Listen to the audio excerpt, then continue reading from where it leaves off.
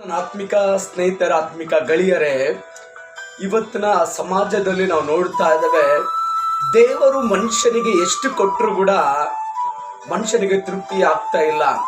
ಆದರೆ ಪ್ರೀತಿಯ ನನ್ನ ಆತ್ಮಿಕ ಸ್ನೇಹಿತರ ಆತ್ಮಿಕ ಗೆಳೆಯರೇ, ನಿಜವಾಗ್ಲೂ ಮನುಷ್ಯನಿಗೆ ದೇವರು ಎಷ್ಟು ಕೊಟ್ಟರು ಕೂಡ ತೃಪ್ತಿಯಿಂದ ಜೀವನ ಮಾಡೋಕ್ಕೆ, ತೃಪ್ತಿಯಿಂದ ಇರ್ಲಿಕ್ಕೆ ಆಗಲ್ಲ. ದೇವರು ಎಷ್ಟು ನಮಗೆ ಕೊಟ್ಟರು ಕೂಡ ಅದಕ್ಕೆ ಬದಲಾಗಿ ಇನ್ನೂ ಬೇಕೆಂಬುವಂತ ಒಂದು ದೊಡ್ಡ ಆಸೆ ಒಂದಿಗೆ ನಾವು ಇರುವವರಾಗಿದ್ದೇವೆ.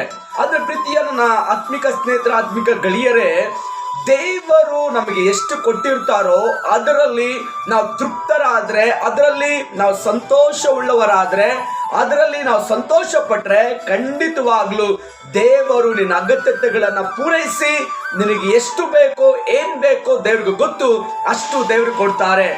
ಆ ರೀತಿಯ